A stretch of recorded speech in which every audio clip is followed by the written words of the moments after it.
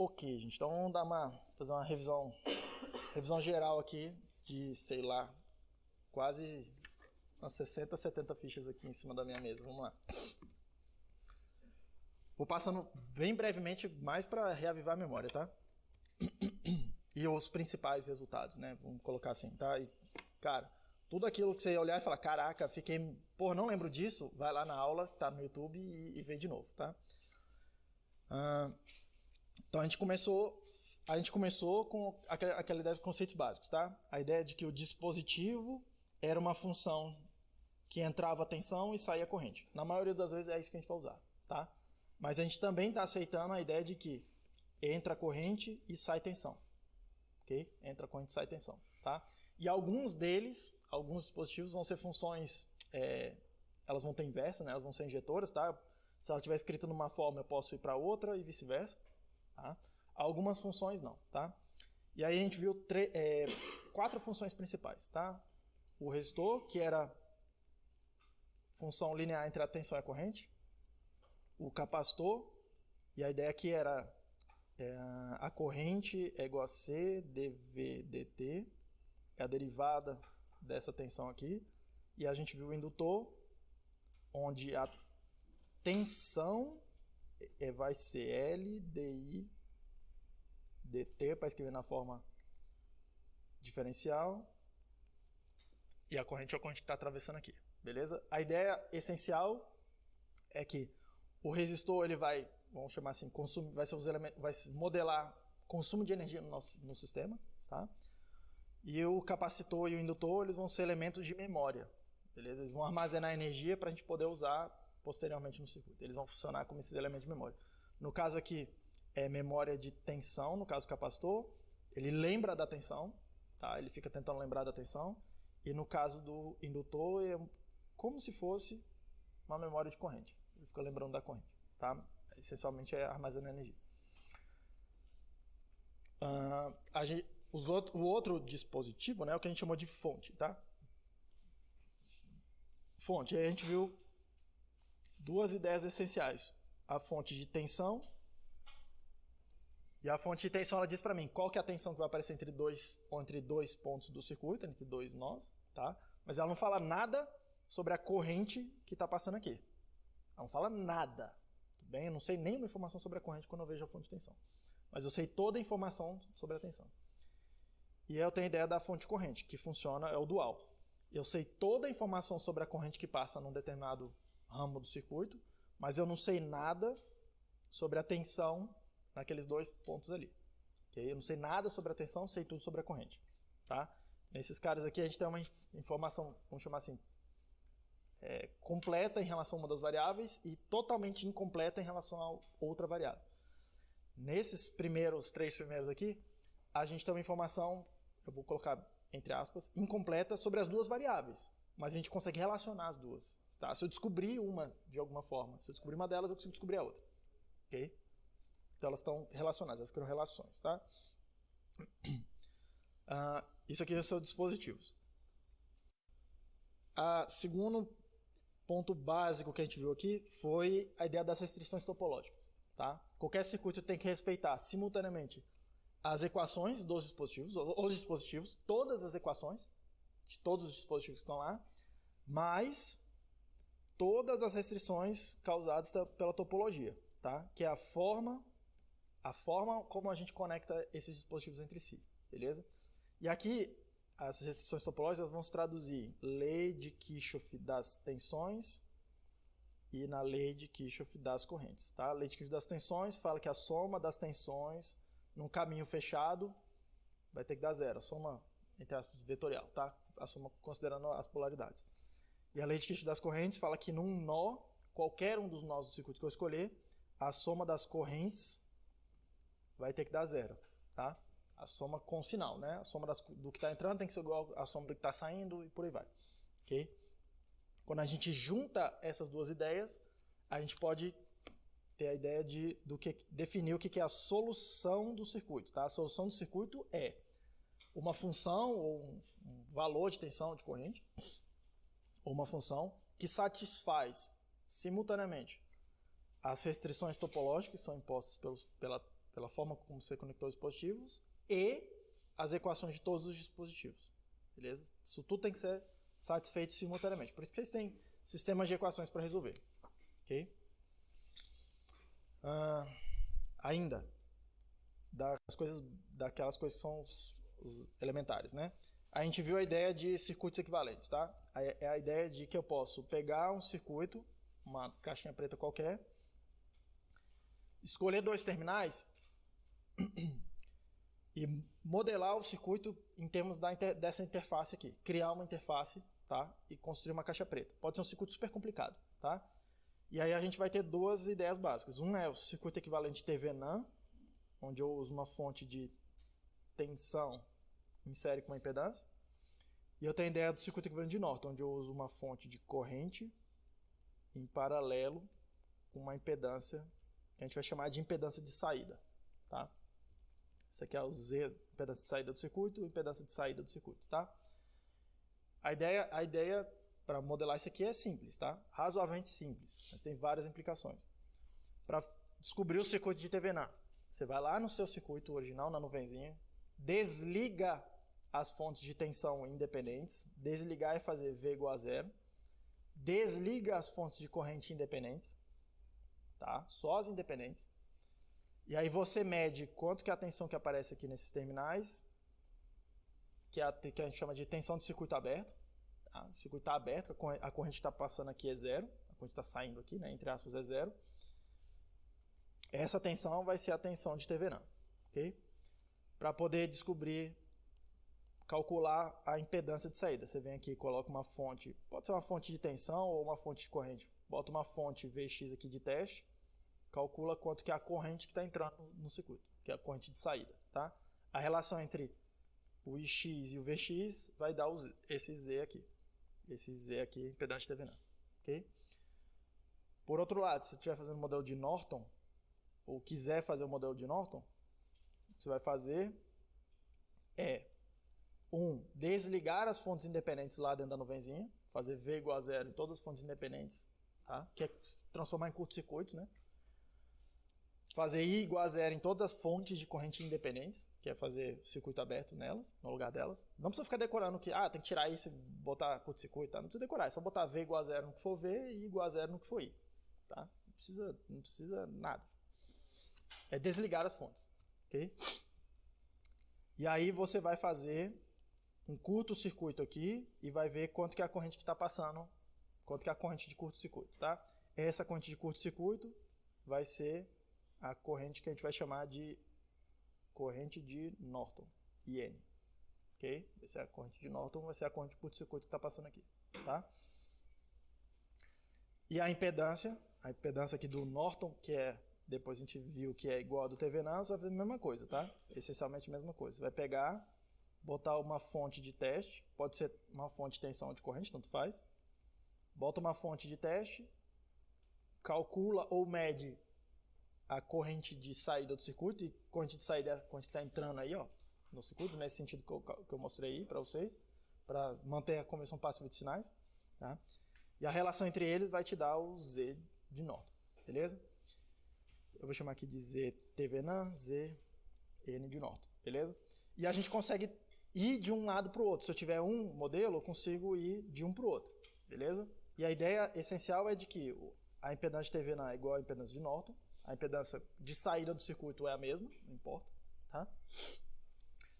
E a gente usa, entre aspas, tá? O mnemônico, entre aspas porque é um mnemônico, tá? Mas tem que fazer a conta certinha. Mas o mnemônico, lei de Ohm entre a tensão de TV-NAND e a corrente de TV-NAND, beleza? Ou seja, tá? V é igual a RZ, ZT ou ZH, vou chamar só de Z, a impedância de saída, tá? V é igual a R I. Essa relação aqui vai ser verdadeira. Então, se você tem o VTH, você calculou, multiplica pela impedância para calcular a corrente de Norton. Desculpa. Se você tem a tensão de TV-NAND, divide pela impedância para calcular a corrente de Norton. Se você tem a corrente de Norton, multiplica pela impedância de saída do circuito para achar a tensão de TV-NAND. Beleza? É bem útil essas transformações aqui. Isso serve é bem geral, tá? Aí a gente foi para a ideia do indicador operacional. Ok?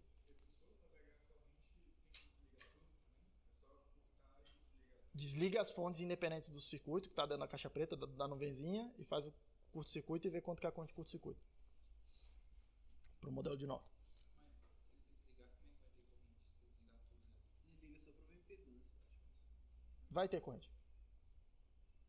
É assim, cara, sei lá, isso aí funciona. Isso aí funciona. Sim, não quero entrar muito em detalhe lá, mas operacionalmente é isso. Beleza? Operacional. Eu intuitivamente, eu sempre acho muito mais simples fazer o modelo de TVNAND, para mim é muito mais intuitivo, tá? Do que fazer o de Norton. Mas e depois tendo o de TVNAND, transformar no de Norton, tá? Mas operacionalmente é aquilo ali. Beleza? Mas vamos tocar aqui, porque senão a gente não passa em todos os assuntos. Aí a gente seguiu a disciplina com a ideia do amplificador operacional. Aí a gente definiu o amplificador operacional como uma caixa preta, onde eu tinha duas entradas que eu chamei de V+, e uma outra de V-, e eu tinha uma saída Vout.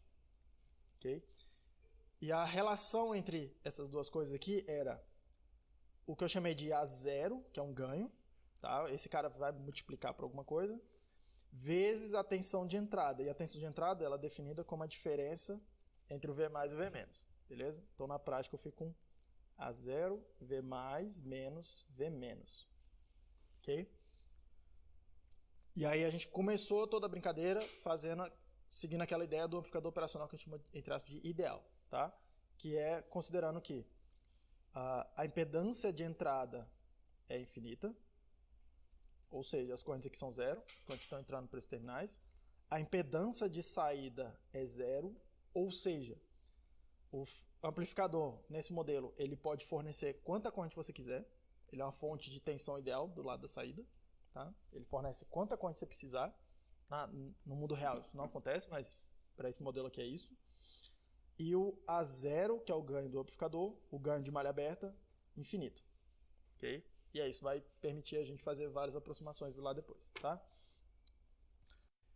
E aí a gente viu duas topologias básicas, tá? E todos os circuitos derivaram delas, né? A primeira delas era pegar... Todas as duas são baseadas na mesma ideia, tá? É pegar o circuito e realimentar... Pegar aqui o circuito e realimentar a saída.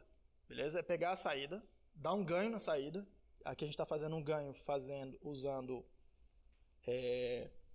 um divisor de tensão. Um divisor de tensão resistivo. Tá? E a ideia era realimentar. Tá? E aí a gente tinha duas topologias básicas. Quero recortar isso aqui. Opa, fiz besteira. Eu quero duplicar isso aqui para economizar. Beleza. Então vamos lá. E aí isso aqui vai dar origem para a gente a duas topologias básicas, a depender de onde a gente coloca a entrada do circuito. Tá? Se eu colocar a entrada do circuito aqui, ó, na tensão, no lado da tensão V+, do lado de cá eu colocar uma tensão constante, trabalhar com zero, tá? A gente fica com a topologia que a gente chamou de não inversora. A gente vai ficar com essa topologia que a gente vai chamar de não inversora. Se por outro lado a gente colocar a entrada aqui, ó, na ponta do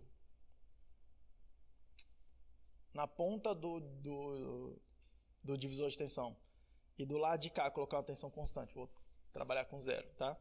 Isso vai dar origem pra gente a topologia que a gente vai chamar de inversora, tá? A gente fez o ganho, dei uma olhada nessa coisa toda, tá? O ganho desse circuito aqui vai ser 1 mais R1 dividido por R2, 1 de R mais R2, que na prática é R1 mais R2 dividido por R2, tá? Eu só reescrevi para ficar um pouquinho mais simpático, tá? E o ganho dessa outra topologia, a inversora, esse ganho aqui de malha fechada vai ficar menos R1 sobre R2, beleza? Então dê uma olhada lá depois para reavivar a memória, tá? A gente ainda mostrei para vocês que a gente pode substituir esses R's por impedâncias, tá? Em vez de trabalhar com R's, trabalhar com impedâncias complexas, capacitores e indutores, essencialmente, tá? Ou algum circuito mais complicado mesmo, que tem uma impedância ali, tá? Que tem uma impedância que não é só capacitiva, não é só indutiva, ok? E que esse resultado, esses resultados aqui, eles se estendem, tá? Então, em vez de R, eu posso usar Z1, no lugar de um Z que está aqui. No lugar do R2, eu posso usar um Z2, substituindo esse aqui por uma impedância qualquer. Um Z1 aqui, um Z2 aqui, mesma ideia. Beleza? E aí a gente deu uma olhada, fez alguns circuitos aqui, principalmente usando capacitores, tá? Aqui em eletrônica, raramente a gente vai usar indutores. Eu não me recordo nenhum. A gente não mexeu nenhum circuito com indutores até agora, se vocês se recordarem, tá? E eu estou antevendo aqui a segunda metade da disciplina. Eu acho que não tem nenhum circuito com indutores também. Circuito com indutores a gente vai usar, são exceções para a gente mesmo. Assim, em eletrônica a gente evita a todo custo ficar usando indutores, tá? Eles têm um custo muito grande, tá? Em termos de, principalmente de área, que é o que vai gerar problema lá para a gente depois, tá? Indutores, em geral, a gente vai usar em circuitos de alta frequência. Muita alta frequência. Circuito de rádio, em geral, aí não tem muito como fugir, tá? De ter que ter impedâncias indutivas. Beleza? Mas a gente analisou vários casos, tá? Integrador, o diferenciador. O integrador, ele acontece quando a gente coloca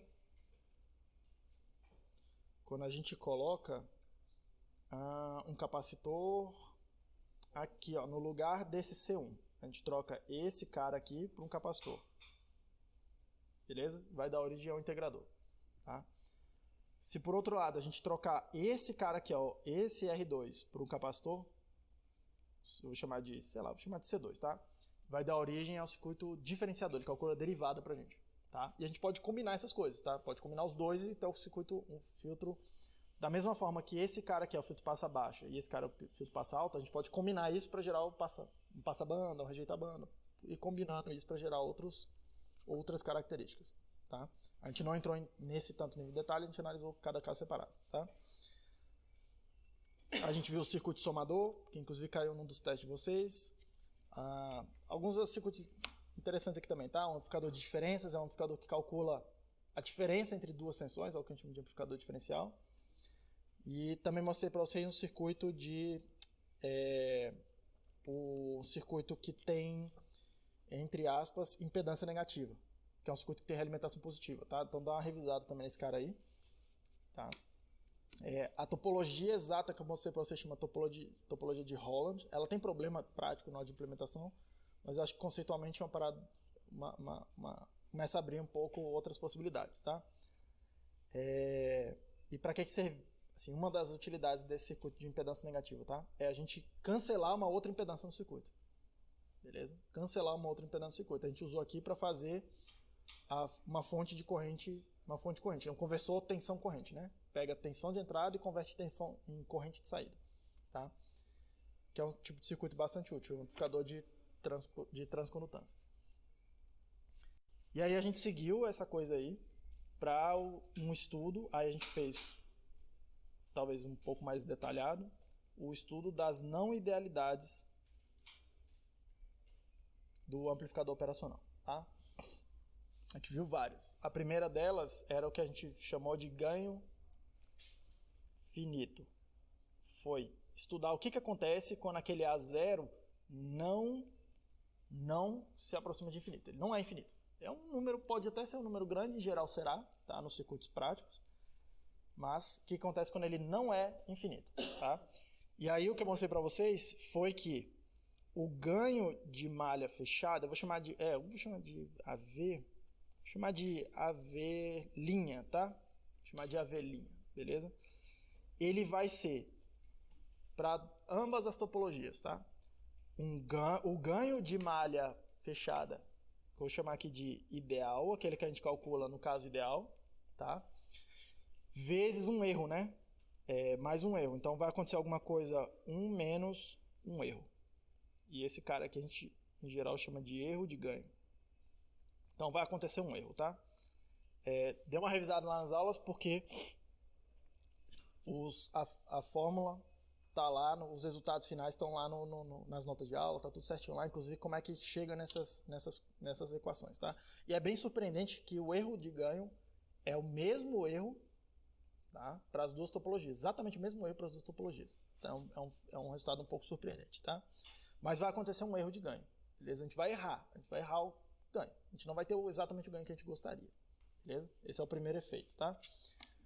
Segundo efeito que a gente viu lá é o efeito da excursão de saída. Ou output swing, né? Que é como aparece em inglês nos datasheets, tá? É a ideia de que se eu tenho aqui VIN, VOUT, idealmente, tá, no amplificador operacional, isso aqui seria uma reta, é A0 vezes a tensão de entrada, que se estenderia infinitamente para lá, infinitamente para cá.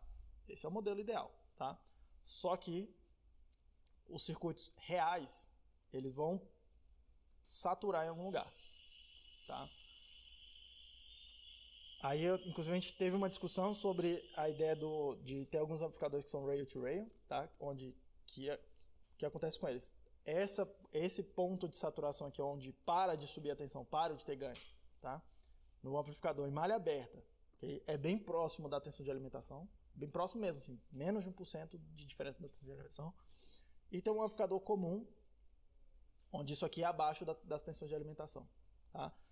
Na segunda metade da disciplina, a gente vai começar a estudar, abrir, não esses amplificadores operacionais aqui, mas abrir a ideia de amplificadores, como é que a gente faz os amplificadores dentro das caixas pretas. E aí vai ficar mais claro por que essas coisas acontecem. A gente vai analisar o comportamento de grandes sinais, que é isso daqui, nos amplificadores de um transistor, e vamos começar a criar um pouco mais de intuição por que isso acontece. Mas acontece, tá? Então tem que tomar cuidado com isso, tá? Tem que tomar cuidado com isso, porque esses rails aqui, ó, esses trilhos, eles vão limitar o circuito, inclusive depois que a gente fizer a realimentação, tá? Mesmo diminuindo o ganho, quando a gente diminui o ganho do circuito realimentando, o que a gente faz é diminuir a inclinação nessa curva, né? Mas esses limites aqui, eles continuam, permanecem, tá? Então isso aí pode gerar distorção no circuito, tá? Próxima não idealidade que a gente viu foi a ideia de largura de banda finita. Foi a ideia de que o amp-op, ele tem uma banda. Então a gente modelou como um circuito de primeira ordem, né, que tem um polo somente, tá? E ele vai ter uma banda, que eu chamo aqui de FB. E o A0 vira o que a gente chama lá de ganho de malha aberta. Alguns autores vão chamar de ganho de malha aberta em baixa frequência, okay? Que é o ganho, ou o ganho DC, né, do circuito, do amplificador operacional em malha aberta, tá? E a gente modelou então esse ganho, o A do amplificador mesmo, o fator que vai estar multiplicando lá, vou escrever tudo aqui, ó, Vout vai ficar então A de S vezes Vin. Vin é V mais menos V menos, onde esse A de S, nesse modelo aqui de primeira ordem, ele vai ser A0 dividido por 1 mais S dividido por ômega B, que está relacionado com essa frequência aqui, tá? Está relacionado com a frequência aqui da banda, beleza? Que aqui está em Hertz, aqui está escrito em radianos, aqui está escrito em radianos por segundo, tá? Para ficar as equações mais simpáticas. Qual que é o efeito disso, tá? O efeito disso é que nossos circuitos, quando a gente realimentar, também vão ter banda limitada, tá? Mas o mais interessante é a gente olhar, eu fiz aqui algumas contas para vocês, para tentar convencê-los, de que quando a gente realimenta o circuito, o que a gente está fazendo é trocar banda por ganho, tá? Essencialmente é isso que a gente está fazendo. Por quê? Porque na hora que a gente realimenta, a gente diminui o ganho do circuito. Tá? É isso que acontece. Em vez de ter lá o ganho infinito, eu vou ter menos R1 sobre R2. O ganho finito agora. Tá? Eu diminuo o ganho dos circuitos. Só que na hora que eu diminuo o ganho dos circuitos, a banda dele, a resposta do circuito alimentado vai seguir mais ou menos isso daqui, a banda dele aumentou. A banda andou para a direita. Tá? Então, essencialmente, a ideia o conceito mais importante que no meu entender é essa ideia de que quando a gente realimenta, essencialmente o que a gente está fazendo é trocar ganho por banda. Por isso que a gente quer muito ganho. Esse é um dos motivos pelo qual a gente quer muito ganho. Não é só para ter pouco erro de ganho, tá? Mas para ter circuitos com muita banda. Okay? Para ter circuitos com muita banda. Tá? E isso é extremamente importante, principalmente para circuitos que vão operar em alta frequência, porque eu preciso de muita banda. Tá? Circuito de muita banda Em geral, o que a gente tenta fazer é aumentar muito o ganho. Por isso que é bom ter ganho. Tá? Por quê? Porque na hora que eu realimentar aquele circuito, se eu tenho muito ganho, eu consigo trocar muito ganho por muita banda. Okay? E isso aqui acontece por conta de um fator que é curioso, tá? Mas eu fiz a conta aqui para vocês. A ideia de que essa frequência aqui, que eu vou chamar de FT, a frequência de transição, onde o ganho deixa de ser ganho, é a frequência de ganho unitário, tá? É onde o ganho é 1, aqui é 0 dB, né? Que é 0 em dB, tá? Essa frequência aqui, ela é aproximadamente constante para qualquer circuito, para um dado circuito, independente da realimentação que a gente faz. Ela é aproximadamente constante. Anda um pouquinho, mas anda muito pouco nos circuitos práticos, tá? Nos circuitos de verdade, ok? Por isso que esse FT aqui acaba sendo, no final das contas, o parâmetro que a gente precisa passar, tá? Esse FT, ou produto ganho banda, GB, tá? É a única coisa que a gente precisa, é o parâmetro que a gente precisa para poder capturar a essência desse trade-off entre ganho e banda, tá? E aí, num circuito qualquer, se eu tenho o valor desse GB aqui, que normalmente é o que está lá no datasheet, e eu sei quanto que é o ganho de um determinado circuito que eu fiz, eu vou plugo aqui e calculo a banda. Ok? Plugo aqui e calculo a banda. Se eu tenho uma banda que eu gostaria de obter num determinado circuito, eu pego minha banda que eu gostaria, plugo aqui e calculo quanto que é o ganho que eu preciso ter no circuito, quanto que é o ganho máximo que eu posso colocar no meu circuito. Ok? Tranquilo? Então é essencialmente essa a ideia, tá?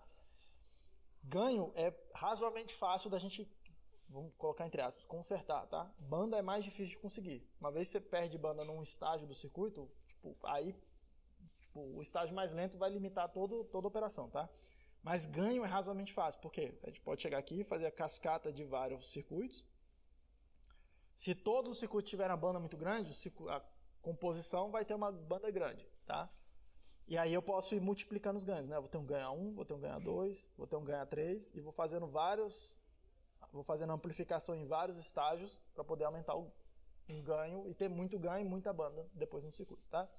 O problema disso daqui, na prática, é que gasta muita energia. Preciso de muitos estágios para aumentando, às vezes eu preciso de muitos estágios para aumentar o ganho, para ter muito ganho e muita banda, tá? E aí a gente acaba consumindo muita energia. Então tem um trade-off entra também nesse trade-off aí, um trade-off entre ter muito ganho e ter pouco consumo de energia, né? Quanto que eu vou consumir de energia, tá? Normalmente são requisitos conflitantes, tá? Eu ter muito ganho com pouca gasto de energia é difícil de fazer, ok? Professor, como é que é o nome que geralmente aparece essa frequência FT? É produto ganho banda. É isso que aparece no datasheet. Gain, bandwidth, um negócio assim. Tá, é assim que vai aparecer no datasheet. Próximo efeito que a gente viu aqui, a próxima modalidade é o slew rate. Slew rate é extremamente importante, tá? Apesar de que aqui a gente acaba nem dando muita ênfase, porque ele começa a aparecer em circuitos reais, ele é um efeito assim, que atrapalha muito, tá?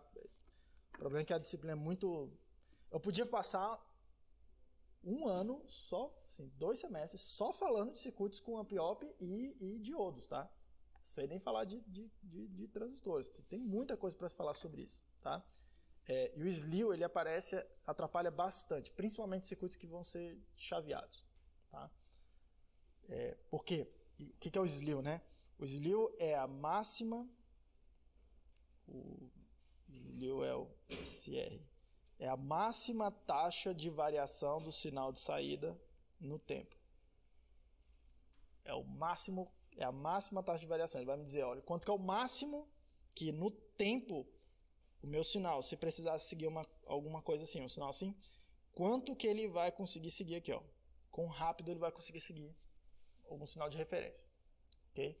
Repare que isso aqui é uma limitação de velocidade, tá?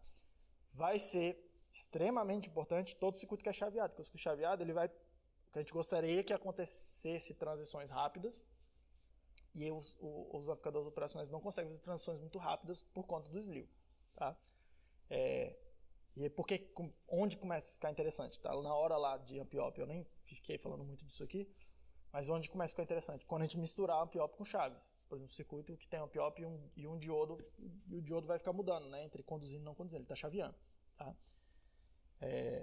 O slew vai penalizar bastante o desempenho do circuito por conta da velocidade de transição. Tipo, não consegue ser muito rápido, ele não consegue acompanhar o chaveamento do diodo tão rápido. Tá? Mesma coisa com transistores, quando a gente quer chavear com transistores, tipo, isso vai limitar bastante a velocidade. Tá? Mas essencialmente é isso daqui, o slew. Máxima taxa de variação do sinal de saída no tempo. Tá? Um fenômeno não linear.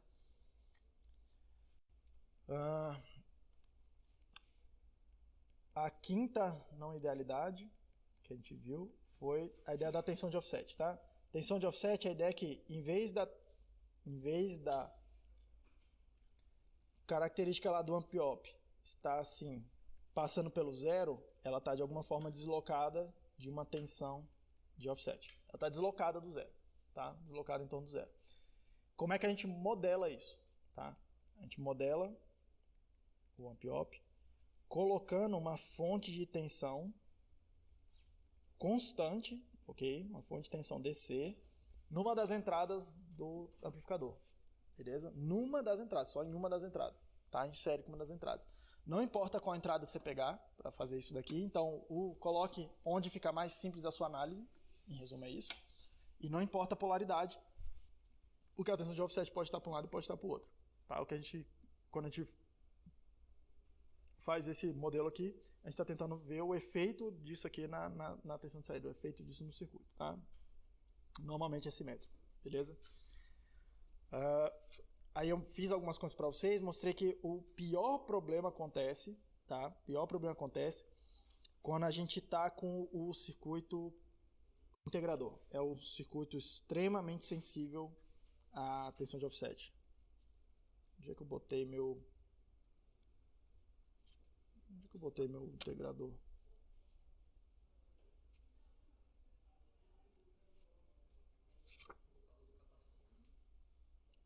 Oi?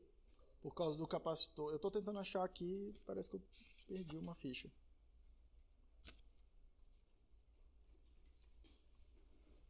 Ah, não perdi uma ficha não.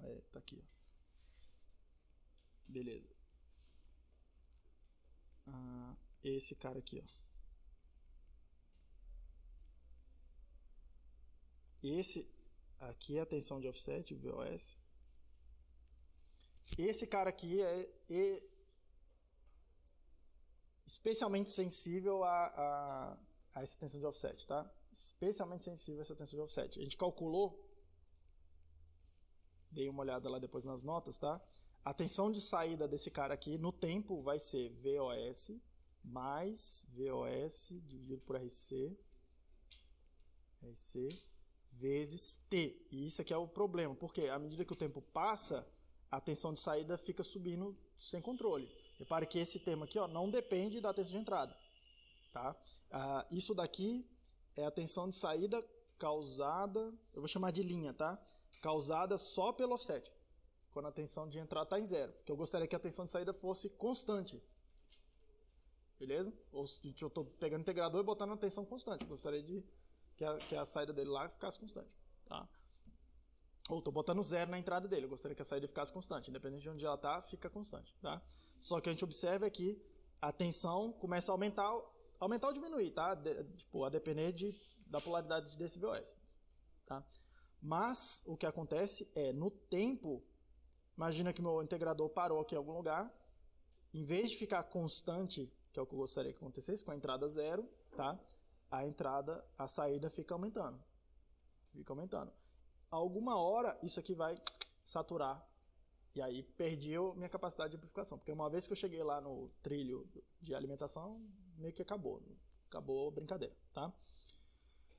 Mostrei para vocês também como, entre aspas, a gente pode contornar esse problema. Não dá para resolver 100%, mas dá para melhorar, tá? E a ideia é colocar um caminho de descarga para esse capacitor aqui, ó. Vou chamar de R2 aqui. A ideia essencial é colocar esse cara aqui, tá? Fiz a conta para vocês de que esse termo some, tá? O Vout, eu vou botar aqui em azul, o Vout com aquele capacitor, eu vou chamar de Vout linha, tá? Que é quando tá 0 aqui. O Vout linha vira 1 mais R1 sobre R2 vezes VOS. Então, some aquele termo T. Só que em contrapartida, começa a amplificar a tensão de offset. Tá? Começa a amplificar a tensão de offset. É aquele negócio, ganha de um lado, perde do outro. Pelo menos o circuito funciona. Tá? Pelo menos o circuito funciona. Tá? Mas essa tensão de offset aqui dá para corrigir mais ou menos. Tá? Dá para corrigir mais ou menos. Eu mostrei para vocês também lá na aula. Dá uma revisada. Botando o capacitor. Fazendo o diferenciador aqui, ó. Porque essencialmente que a gente vai estar começando a construir um filtro passa faixa. Beleza? Com em vez de fazer um integrador puro, né? O integrador puro seria alguma coisa que na frequência é isso daqui. Beleza? Um integrador puro. Em vez de fazer um integrador puro, o que a gente faz na prática é fazer um circuito que tem uma banda e aqui ele está operando como integrador. E a gente coloca o nosso sinal ali. Tenta fazer isso de forma que o nosso sinal encaixe ali nessa região aqui do menos 20 dB por década, que é quando a gente está fazendo a integral. Tá? Próxima e última não idealidade que a gente viu foi a ideia de corrente de polarização. Corrente de polarização, tá? Corrente de polarização, a ideia é de que a corrente de entrada do circuito não é zero. Beleza? A impedância de entrada não é infinita. Beleza? E aí como é que a gente modela isso? A gente vai colocar a fonte de corrente em cada uma das entradas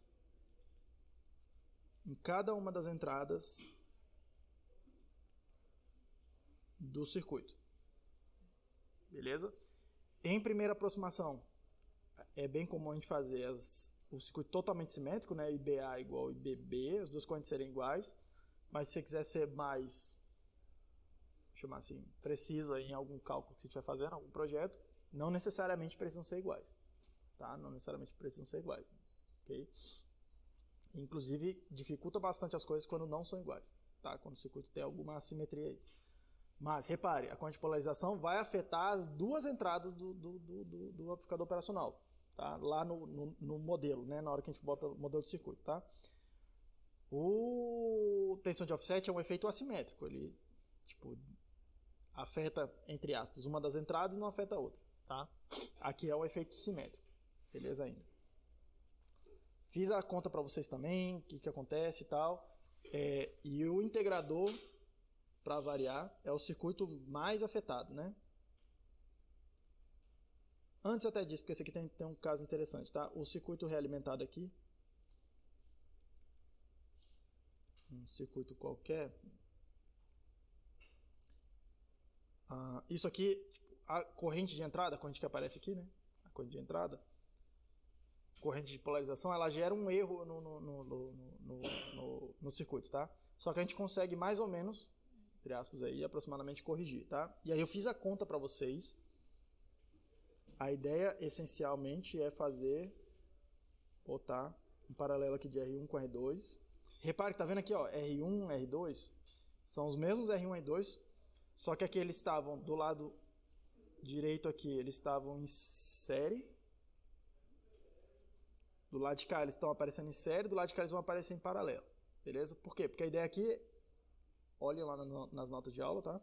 É aproveitar a corrente de polarização que aparece aqui, ó, nesse ramo, para gerar uma tensão de compensação para a tensão que o outro lado geraria, tá?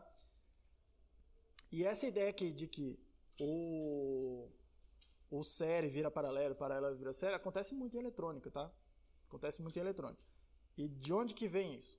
Beleza? De onde que vem isso? Se você parar para olhar o negócio aqui e fizer o circuito equivalente de TV dessa coisa aqui, só que olhando desse ponto de vista aqui, ó, aqui sendo a entrada desse pedacinho do circuito aqui, se você for olhar para cá, eu tenho um caminho para o zero, né? Que é daqui para cá. E como a gente vai desligar todas as fontes independentes, tá?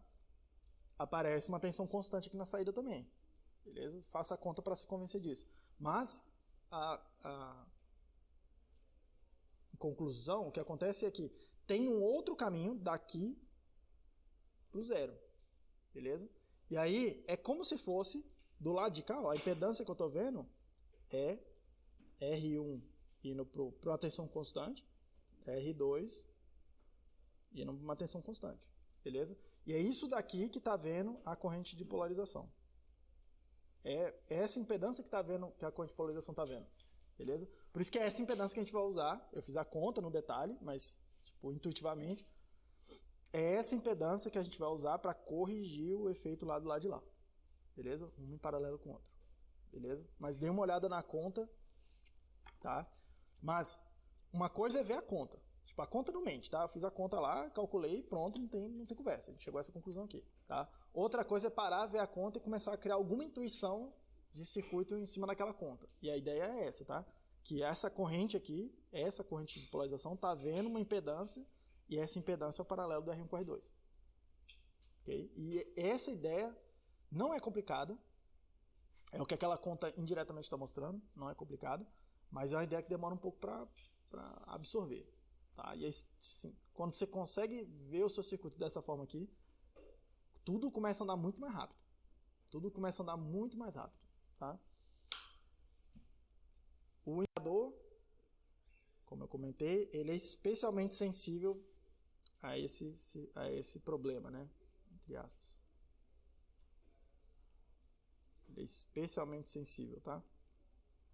Aqui do lado de cá eu tenho corrente de polarização. Aqui do lado de cá eu tenho, como se eu tivesse uma fonte de corrente em cima de um capacitor, tá? Se eu botar a tensão igual a zero aqui, é muito parecido com ter uma fonte de corrente carregando um capacitor.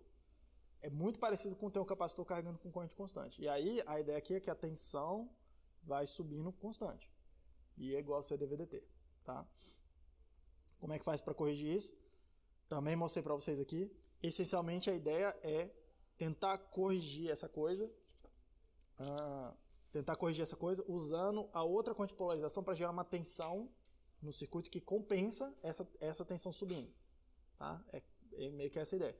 Então o que a gente faz aqui? A gente bota um R, e se aqui tem R1, aqui tem que ser R1. Tá? Isso que vai gerar meio que uma tensão que compensa uma coisa com a outra. Quando uma tenta subir, a outra meio que força o capacitor a descarregar. Quando uma corrente está tentando carregar o capacitor, a outra está meio que gerando uma tensão que força o capacitor a descarregar.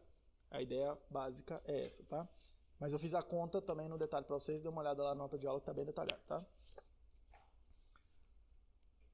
Isso foi a primeira parte do curso, né? Vamos chamar assim, módulo 1, né? Tá? Se entre aspas, o módulo 2 é a ideia de trabalhar com diodos, tá?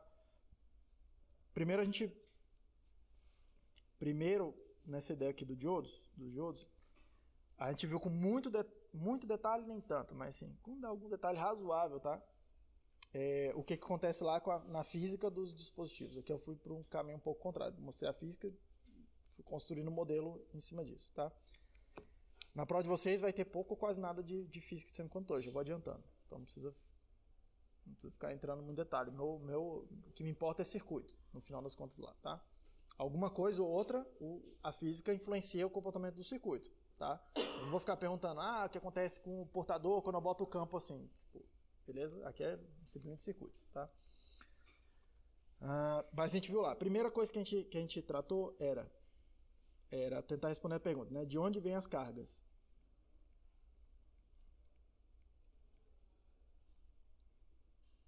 Tá, de onde vêm as cargas? Aí eu mostrei para vocês a ideia do material semicondutor intrínseco e do semicondutor dopado, né?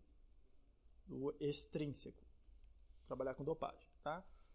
No intrínseco, o que está acontecendo eu estou quebrando ligações covalentes lá dentro do cristal. Aqui a gente fez o caso do silício, que é de longe o material que a gente mais usa. Mas todos os outros materiais vão funcionar todos os outros materiais semicondutores, tá? Vão funcionar de alguma maneira parecida. A ideia é que no material extrínseco, na hora que eu aumento a temperatura, eu boto energia lá no sistema, não precisa ser só temperatura, tá? Mas temperatura é o caso mais comum. Na hora que eu aumento a energia no sistema, eu consigo quebrar ligações, Tá? E aí, na hora que eu quebro uma ligação covalente, eu gero um elétron e eu gero a falta de um elétron numa ligação, que a gente chamou de lacuna. Tá?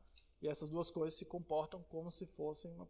Os elétrons são partículas mesmo pra gente, tá? Mas os elétrons, as lacunas vão funcionar como se fossem partículas, como se fosse, entre aspas, um antielétron. Tá? É a falta de uma ligação que está lá perambulando pela rede cristalina. Tá?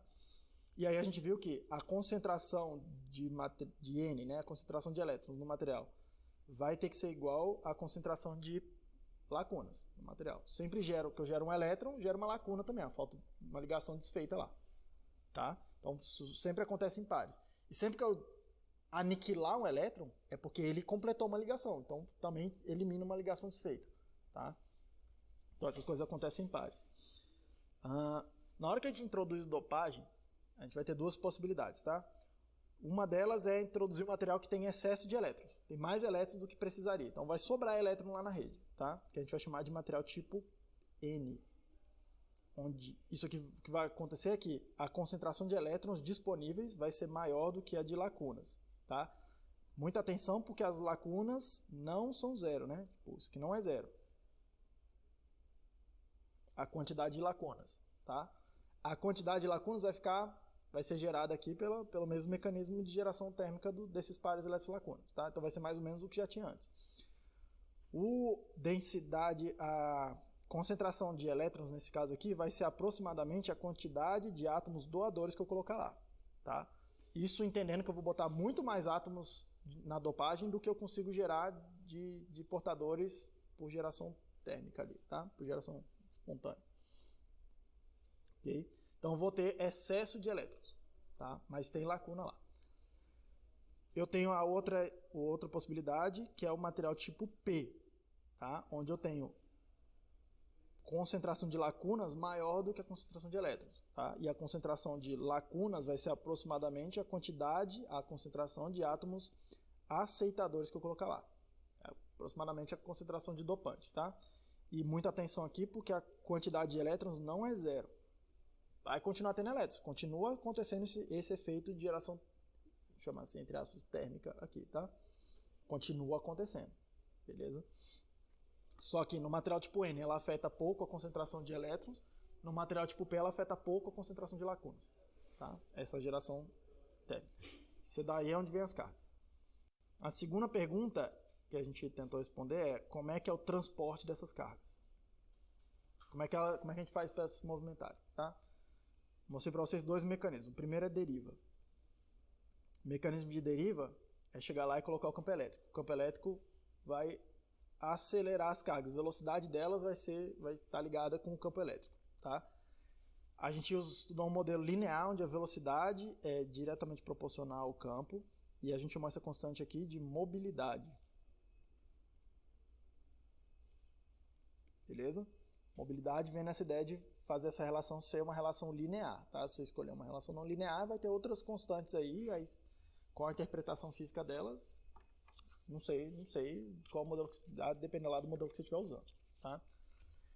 Mas a ideia essencial aqui é, bota o campo elétrico e acelera as cargas, beleza? Os elétrons vão contra o campo, porque eles têm carga negativa, as lacunas vão a favor do campo, vão se movimentar a favor do campo porque elas têm carga positiva, tá? É como se elas tivessem carga positiva. O segundo mecanismo é o que a gente chamou de difusão. Na difusão, a velocidade vai ser proporcional ao gradiente de concentração de cargas, o gradiente espacial, tá? Se eu tenho maior concentração de uma determinada carga numa região e menor concentração da mesma carga numa outra região, essas cargas vão tender a sair de onde tem mais para onde tem menos e tentar equilibrar essa ideia. Inclusive é bem interessante dar uma rever os vídeos lá das aulas, que eu mostrei alguns vídeos para vocês, que esse negócio é uma coisa bem dinâmica, assim, né? Tipo, é uma bagunça é um modelo como se fosse de uma nuvem de cargas, assim, tá? Parecido com gás, assim. Pensa uma ideia parecida com esse modelo estatístico de gases, né? Tem um monte de partículas colidindo umas com as outras, empurrando umas às outras, tá? E aí, na média, se tiver um gradiente de concentração, Na média, acaba acontecendo uma direção preferencial de movimentação dessas cargas, que é na direção de onde tem mais para onde tem menos carga. Beleza? Isso que acontece. Na hora que não tem o gradiente de concentração, na hora que as cargas são todas igualmente, mais ou menos igualmente espalhadas ali no material, tá? Não quer dizer que as cargas não estejam se movimentando. Tipo, tem muito movimento lá, tá? Só que aí entra aquela ideia de não ter mais uma direção preferencial de movimento para as cargas. Ok? E aí o que a gente observa é que no agregado é como se não tivesse mais movimento. Beleza? A gente não vai observar nenhuma corrente. Não tem nenhuma... Enfim, se eu estiver olhando aqui um material, pegar uma interface qualquer, tá, para olhar a corrente passando aqui, é como se eu estivesse vendo mais ou menos a mesma quantidade de carga indo de um lado para o outro e vice-versa, mais ou menos a mesma quantidade o tempo todo, tá? Claro que, se você parar para olhar, isso aqui vai dar conta igual a zero, se forem iguais o tempo todo. Claro que, se você parar para olhar, é estatístico esse negócio, é na média, tá? É na média que acontece o comportamento. Se você parar para olhar no tempo cravadinho, vai ter algum instante que vai ter um pouco mais de carga passando para um lado, um pouco mais de carga passando para o outro lado em um outro instante, tá? Então, quando a gente olha no tempo a corrente no dispositivo lá, ela oscila em torno de zero, mas tem uma oscilaçãozinha lá em torno do zero, tá? Esse daqui é um dos mecanismos de ruído que acontece nos circuitos, que é inevitável a gente adicionar ruído no circuito, tá? Esse daqui é um dos mecanismos de criação de ruído, né? De origem do ruído. Apesar de que nessa disciplina a gente não vai ficar tratando de ruído, como é que ele influencia nos circuitos, tá? Mas é interessante saber de onde começa a aparecer esses ruídos aqui, tá? Esse aqui é um primeiro mecanismo, tá? Tem outros mecanismos mais complicados, mas esse daqui é um deles, tá? Quando eu estiver comentando de transistores, tem o ruído pipoca lá, que a gente chama, como é que é em português? Em inglês chama flicker noise, tá? Que é eu não sei por que alguém traduziu como pipoca. Eu já vi isso várias vezes, tá? Ruído pipoca. Não sei por quê. Mas é um mecanismo um pouco diferenciado quando estiver lá falando do transistor MOS, depois da prova, aí eu comento de onde que vem esse ruído. Apesar de que eu também não vou ficar fazendo uma análise quantitativa e nem como é que ele influencia no circuito. Só indicar que isso acontece, etc. Quem for estudar isso com mais, uma eletrônica um pouco mais avançada, vai ver de onde é que está aparecendo essas coisas, tá? Eu vou seguir aqui, apesar de já ter dado a hora da aula, mas mais uns 10 minutinhos a gente termina, tá? Esses são os dois mecanismos principais de transporte, tá? E aí a gente fez a ideia da junção. Junção, no caso aqui, de dois materiais semicondutores, tá? A gente fez de um lado material tipo N e do outro lado material tipo P, tá? Na situação de equilíbrio, quando eu não coloco nenhum campo externo, tá? Os elétrons que estão em excesso do lado de cá, eles tendem a migrar para o lado direito, por difusão, porque é onde eles estão em minoria. As lacunas do lado P, que estão em maioria, tendem a migrar por difusão para o lado N, onde eles estão em minoria. Beleza? Só que aí vem aquela coisa, cada elétron que sair do lado N para o lado P, deixa para trás um íon desbalanceado. Tá? Deixa para trás um íon, que é o núcleo atômico lá, que está com excesso de prótons, nesse caso aqui está com excesso de carga positiva, beleza? Então vai ficando para trás carga positiva fixa, são os íons da rede, que estão eletricamente desbalanceados, tá? E cada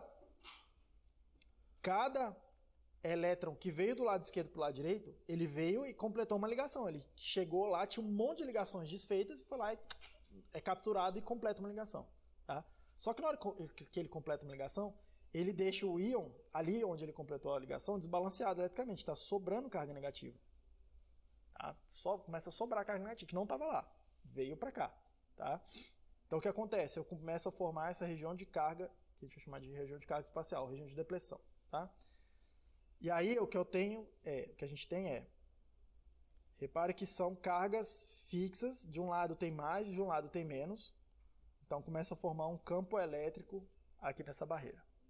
Tá? Então tem um campo, inclusive tem um potencial de junção, né, que a gente calculou, que é que a gente chamou de V0, a gente calculou o valor desse potencial associado a esse campo.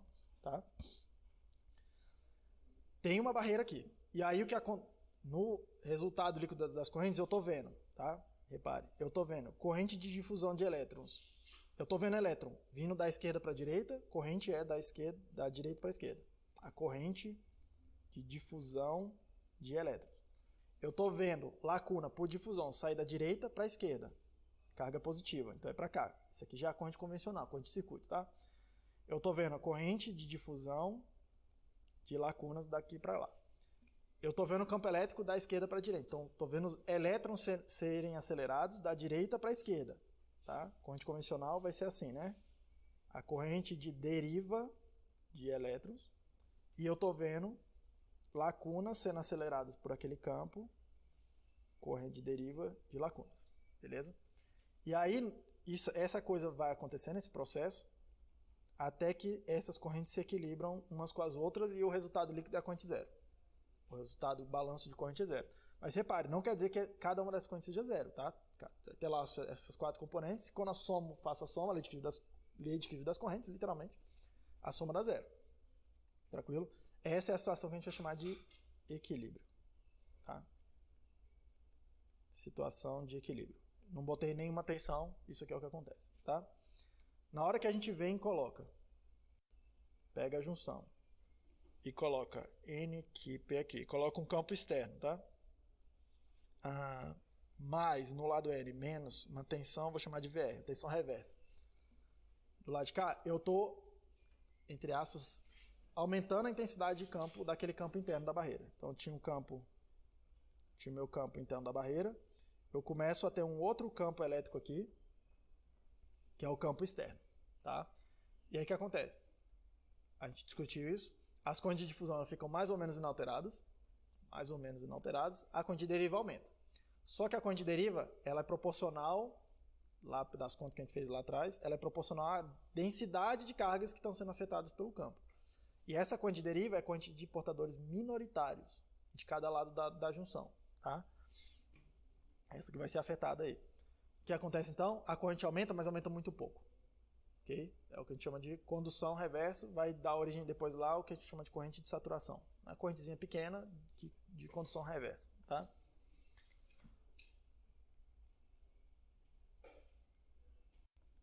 Uma última situação acontece quando eu estou com N aqui e P aqui, eu coloco o campo externo, mais, menos, vou chamar de VD. Tá?